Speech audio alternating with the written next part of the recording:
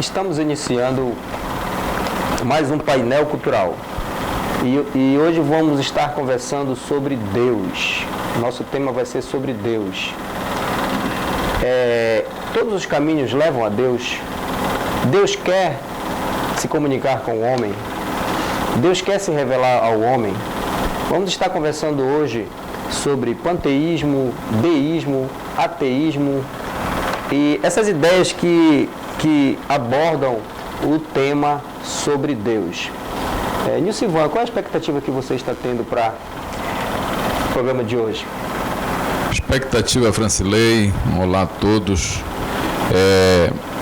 Muito relevante, importante, porque é um tema que vai trazer um compartilhar para todos nós, tanto nós estamos aqui, principalmente sobre a teologia e a filosofia. Eu creio que vai ser muito relevante para todos nós. Josimar. Olá, Francilei. Olá, você que nos assiste. Nos dá o prazer em mais um programa Painel Cultural.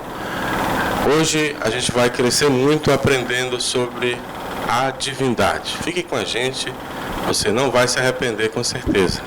Ozil.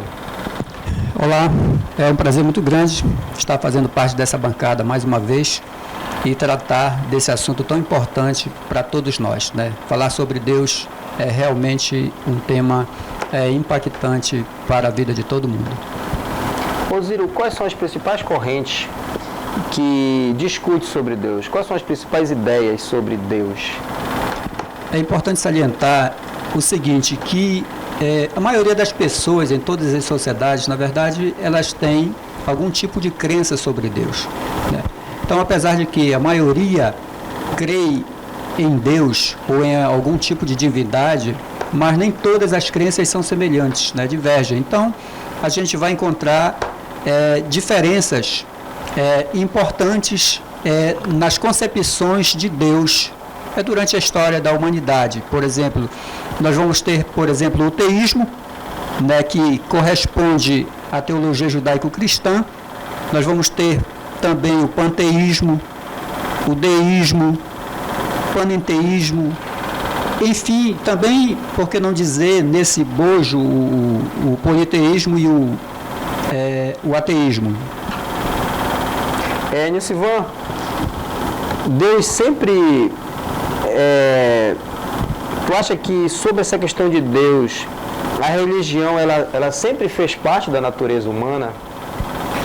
Sim, Francilei, inclusive uma pergunta muito boa, né? Nós, por exemplo, inclusive ainda há pouco falava sobre a questão da concepção judaica cristã. Nós observamos em toda a história, apesar de nós termos, a Bíblia está falando de dispensações, em todas as dispensações na história, Deus vai tratar esse homem de forma diferente, esse homem vai ter essa religião para se comunicar com a divindade. Tá? Josimar, a religião na história humana, tu acha que essa necessidade é parte da natureza humana? A gente pode observar, Francilei, em todas as tribos, os povos, né? A maioria deles tem essa necessidade de comunicação com o divino, de comunicação com o sobrenatural. As tribos indígenas, por exemplo, do Brasil, elas tinham divindades, a lua, o sol, elas tinham essa relação com o divino, né? Essa dialética, esse diálogo com o sobrenatural. Oziro, partindo da ideia que Deus não muda, assim, a gente pensa no Deus judaico-cristão, né? O que muda na história é o homem, a forma de ver o divino, o sagrado? Sim. Deus, ele é eterno e imutável. Então, ele não vai sofrer alterações no decorrer do tempo, no decorrer da história, até porque ele é atemporal, né? Então, ele não está dentro do tempo nem do espaço. Então, ele não vai sofrer alterações. Então, o que muda são as concepções das pessoas acerca de Deus, né? Então, dependendo dos aspectos, da influência, né, da história, da cultura As pessoas vão, às vezes, alterando as suas concepções acerca de Deus, mas Deus não, permanece imutável. Como tem essas ideias, essas correntes de pensamento, né? Por exemplo, o teísmo, Ziro. O que é o teísmo? O teísmo é a corrente de pensamento filosófico e a gente pode dizer também teológico que coincide com a teologia judaico-cristã. Ou seja, o teísmo ele tem 3 vertentes ou 3, digamos assim, tentáculos que correspondem ao entendimento, ao conceito de Deus. O Deus do teísta é, por exemplo, o Deus criador, um Deus supremo, um Deus que cria o universo a partir do nada, né? E até essa criação a partir do nada é entendida, né, de forma didática como a criação ex nihilo ou ex nihilo, né? Ou seja, onde Deus cria o universo, Deus cria o mundo, não utilizando nenhuma matéria pré-existente, né? Ele simplesmente cria pelo seu poder. E outra característica do teísmo é que esse Deus que cria o mundo, né, através de nada, ele é transcendente e ele é imanente. Transcendente por quê? Porque ele está além, fora do mundo e não se equivale ao mundo, né? Ele é o Criador, então ele transcende, ou seja, está por sobre, por cima, né, separado do mundo. Mas também ele é imanente porque ele está presente, ele está dentro do mundo, fazendo a manutenção, a sustentação da obra da sua criação. Aí a terceira coisa característica do teísmo é que esse Deus que cria o universo, cria o mundo, que coloca leis naturais para governar esse mundo, mas ele também tem a capacidade e o poder de interferir no mundo, sempre que houver necessidade, que ele sentir que deve interferir. Essas intervenções sobrenaturais no mundo, que pode ocorrer, por exemplo, através da suspensão das leis naturais, aceleração dessas leis, ou então retardamento e até anulação dessa lei temporariamente, e aí a gente entende isso como milagre. Então, o Deus teísta é o Deus criador, é o Deus que está fora do mundo, está dentro do mundo, e é o Deus que intervém, que opera milagres. Nilcivan, com base nesses 3 pilares do teísmo, né, o Deus que cria, o Deus transcendente, imanente e que intervém, podemos considerar que esse Deus, o teísmo, ele é bíblico? Sim, Francilé. Ele é bíblico. O teísmo, na verdade, ele se baseia em toda a ação divina, principalmente na Bíblia, né? Todos os relatos, toda a divisão da Bíblia, tanto dos 5 primeiros livros, dos escritos de Moisés, quanto os demais escritos dos livros históricos, né? A ação dos sacerdotes, a ação dos profetas, dos reis, né?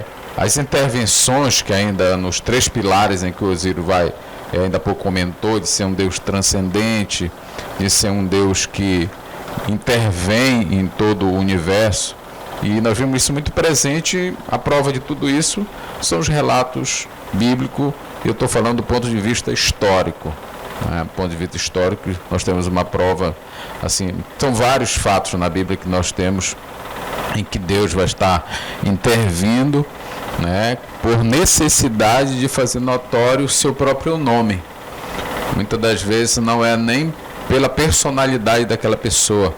Um exemplo, tem vários homens, Gideão, Sansão, grandes outros profetas, grandes intervenções divinas, porque Deus queria fazer notório o seu nome, e essa forma de que os judeus acreditassem nele, né, pelo seu perfil de ser esse Deus teísta.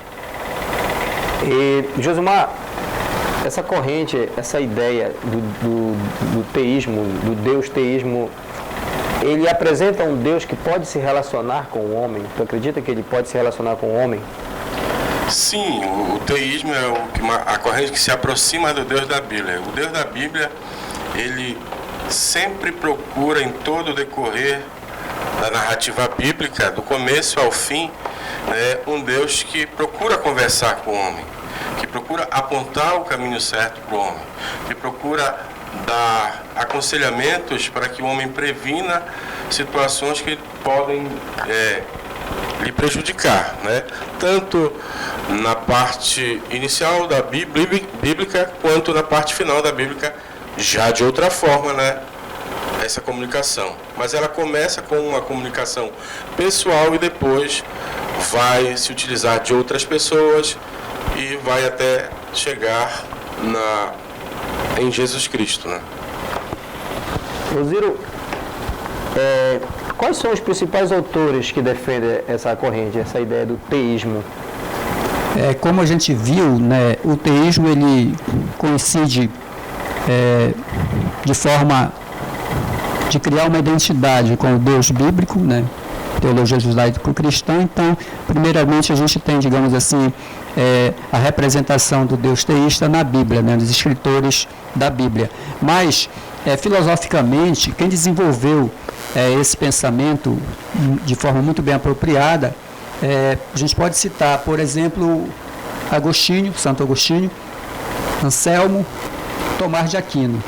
Então, durante a Idade Média, essas pessoas, digamos assim, desenvolveram muito bem o pensamento teísta, ou seja, eles trabalharam no sentido de defender o Deus bíblico, né? Ou seja, diante de tantas situações, de tantas oposições, mas eles, eles desenvolveram pensamentos até para demonstrar, tentar provar racionalmente a existência de Deus. Nilcivan, esse Deus teísta, pelo que vocês já falaram, ele é um Deus que tem a preocupação, ele tem como objetivo cuidar do homem, de estar, como Josimar diz, direcionando, provendo e como um pai, esse Deus ele quer se relacionar de estar cuidando do homem? Sim, Francilei. Você percebe, né, no teísmo, no que nós estamos falando, você está perguntando, há uma preocupação em toda a teologia judaico-cristã, e está provado na própria Bíblia, que Deus tem uma preocupação, né? Desde o início de toda a trajetória bíblica, os próprios escritores, tanto eles como profetas, como patriarcas, todos eles, você pode observar que a preocupação de Deus era que esse Deus, fosse o dono, fosse o proprietário de suas próprias atitudes. Eu lembro, por exemplo, de um fato do grande líder chamado Josué. E a gente conhece que logo depois que Moisés morre, Josué substitui. E em uma das guerras, né, em que eles tinham que conquistar a grande embate, que era a terra prometida, que manava leite e mel, uma das vezes o próprio Josué esqueceu de falar, de conversar, de dialogar com esse Deus, de perguntar como ele deveria fazer, coisas que parecia que não seria necessário pela razão. E aí ele não consultou Deus como deveria fazer, eles foram para a guerra e acabaram perdendo a guerra, ou seja, faltou relacionamento com esse Deus. Nas outras vezes que ele teve um relacionamento com esse Deus, ele só teve vitória nas batalhas. Então está provado na Bíblia, né, que quanto mais esses homens tinham relações com esse Deus, eles adquiriam mais relacionamento, mais vitória, aquilo que eles precisassem, desde o vestir, desde o calçar, tudo que eles procurassem obter, né, de alimentação a tudo, esse Deus estava provendo na vida deles. E esse era o plano de Deus, ser o dono, ser o proprietário daquilo que eles precisassem. Josimar, esse Deus que cuida, que quer cuidar, né, do homem, Jesus apresenta ele dessa forma? Sim, Cristo ele vem trazer um Deus que é amoroso, né? Ele vem trazer e vem mostrar um Deus que vem cuidar do mais vil homem, né? Como de um cego, como de um aleijado, que vem mostrar esse Deus que quer cuidar tanto dessas pessoas mais baixas da sociedade, mais precisadas da sociedade, quanto dos outros que às vezes pensam que não precisam. Elziro, esse Deus que ele cria o planeta, né? E ele cria o planeta e fica acompanhando, ele pode intervir, ele é imanente e transcendente. Qual o critério que tu acha assim que para que o homem ao mesmo tempo exercite o seu livre-arbítrio e que Deus às vezes interfere na história, nos fenômenos, aquilo que a gente chama de milagre, por exemplo? É assim, a interferência de Deus, né, bem falado já aqui pelos nossos colegas, é uma interferência por conta da preocupação, por conta do amor, do sentimento de cuidado, né, de proteção, né. Deus não abandona a sua criação ao seu próprio destino, né, mas Ele está acompanhando de perto. Então aí Ele faz, né, uma das criações mais destacadas de Deus é, sem dúvida alguma, a criação humana, né? Então, quando Ele cria o homem, Ele coloca nesse homem, entre tantas coisas, né, como já falei em outro programa, né, a inteligência, o sentimento, a vontade, né, a inteligência, por exemplo, e aí dá também a esse homem o livre-arbítrio, a liberdade. Deus não cria um robô, então dar a ele o poder, a capacidade dele poder fazer as suas escolhas. Então, o que ocorre? Deus intervém no mundo, mas não para interferir na liberdade que Ele concedeu ao homem, de forma alguma, né? Ele intervém em alguma situação, né? Por isso existe, a gente pode orar, pedir para Deus a providência, né? Para que Ele cuide da gente, para que Ele, às vezes, em momentos de dificuldades, nos ajude, seja com a cura de uma doença, de uma enfermidade, a questão de alimentação, questão financeira, enfim.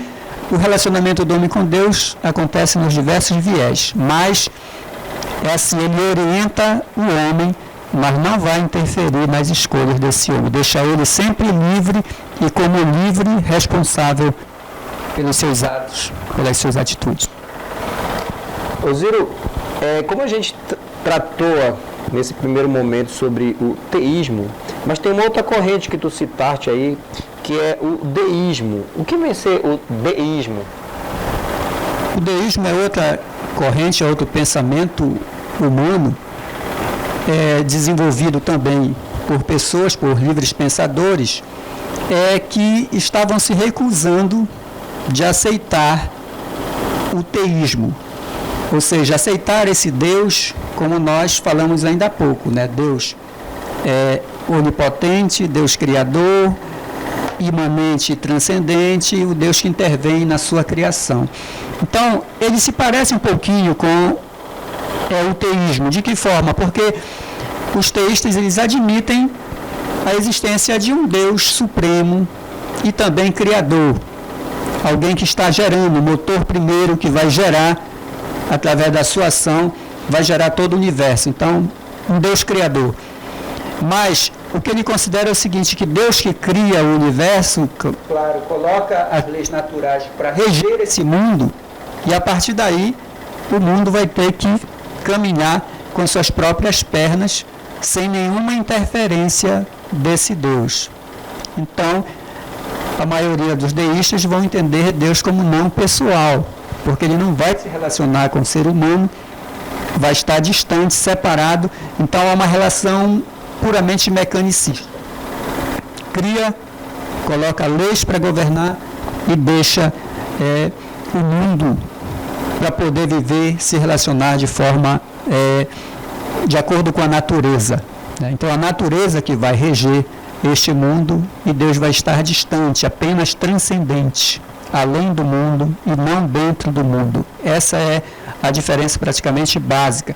Então, uma vez que Deus, o Deus do deísmo, não tem esse relacionamento com o mundo, não tem essa preocupação, o que ocorre? Ele vai deixar esse mundo, não vai intervir de forma sobrenatural nas leis naturais, ou seja, o mundo vai viver naturalmente, então não vai se poder falar em milagres. Josimar, o Deus, essa corrente, essa ideia de deísmo, ela é coerente com a Bíblia? O deísmo não poderá ser coerente com a Bíblia porque ele não acredita na intervenção divina, né? Nessa forma de Deus fazer algo sobrenatural. Então, por não acreditar no milagre, como na abertura no Mar Vermelho, na questão do Mar Vermelho, o deísmo não é parecido com o Deus da Bíblia, né? Em parte, sim, mas nesta questão de acreditar na interferência divina na forma de milagre, ele não é parecido com o Deus da Bíblia. Enio Silvan, o defensor dessa ideia teísta, do deísta, ele pode acreditar totalmente na Bíblia? O deísmo eu penso que não, porque senão fica parecendo quando você carrega uma bateria, você coloca para desenvolver no motor e lá você não vai mais mexer, não vai mais intervir, como um relógio que você dá corda, né? Então, na Bíblia nós não vemos isso. Um exemplo disso, o Josimar acabou de falar sobre o Mar Vermelho, você percebe que Deus vai usar Moisés para tirar o povo de lá, mas qual é a preocupação de Deus? É dizer que sempre diz lá para Faraó que o Eu Sou te enviou, e dizendo também para o povo que todos as prerrogativas que fez com que ele saísse de lá do Egito, mesmo assim a promessa de Deus para que o povo era que sempre que eles precisassem, eles teriam o cuidado desse Deus. E é tão verdade que quando era de dia, né, Deus colocava uma nuvem para que guardasse o sol escaldante desse povo. Chegava a noite em que o calor tornava-se agora temperatura 0 graus, e aí Deus, com a preocupação de cuidar desse povo no deserto, colocava também essa nuvem agora à noite com o formato de aquecer esse povo. Então Deus tem essa possibilidade de agregar cuidado, enquanto que o deísmo não. O deísmo é aquele Deus que cria, mas que não tem nenhum tipo de preocupação, né? Vamos dizer assim, com o que vai acontecer com as demais circunstâncias. É um Deus que apenas cuida, cria as leis naturais, mas fica como se fosse só olhando de longe. Então, na Bíblia nós não vemos esse Deus que faz e larga somente as coisas para que acontecer pelo acaso, não. É um Deus que cria, tá? Cuida, né, da melhor forma possível desse filho, né? O próprio um dos salmos diz, né, que o Senhor é meu pastor, nada me faltará, e vai dizendo todos os cuidados desse Deus que intervém quando há necessidade para cuidar dos seus filhos. É como um pai que cuida do seu filho. É interessante que o deísta, ele pode crer na Bíblia, né, mas parcialmente. Ele não vai limita ele em acreditar na totalidade. Por exemplo, a questão das interferências, dos milagres, nas partes que ocorrem a intervenção, ele vai descartar e vai ficar com os princípios, né, com os ensinamentos, mas jamais ele vai ter possibilidade de acreditar na totalidade da Bíblia. É verdade, Francilei. Ou seja, não há impedimento para que os deístas, de certa forma, adotem a Bíblia naquilo que não tem relação com as interferências sobrenaturais no mundo, né? Por exemplo, as partes históricas da Bíblia, né, quando trata, né, da supremacia de Deus, Deus Criador, então só eles aceitam, mas a parte das intervenções sobrenaturais, a questão dos milagres, por exemplo, é completamente rejeitada. Por isso, a Bíblia, na sua totalidade, não pode ser aceita pelos deístas, né? E, inclusive, Francilei, por exemplo, um deísta famoso, que é o Thomas Jefferson, né, que foi o fundador, né, o pai fundador da independência americana, ele é deísta. E aí ele, não querendo se desvincular da Bíblia, ele resolveu fazer um selecionado bíblico, né, daquilo que ele acreditava, e teve que excluir da Bíblia todos os milagres. Né? Só que, para quem conhece a Bíblia, né, sabe que a Bíblia está recheada, né, de milagres, de intervenções sobrenaturais de Deus no mundo durante o decorrer da sua história. E aí ele retirou os milagres, mas o que ocorre? A Bíblia dele ficou pequenininha, né? E aí ele publicou a Bíblia de Jefferson. Inclusive você pode entrar na internet e consultar, pode até comprar, né, a Bíblia de Jefferson, né? Mas uma Bíblia natural, vamos dizer assim, que não tem as partes sobrenaturais. Muito bom. A gente vai para o intervalo e a gente volta para continuarmos conversando sobre esse assunto que é muito interessante, que é sobre Deus.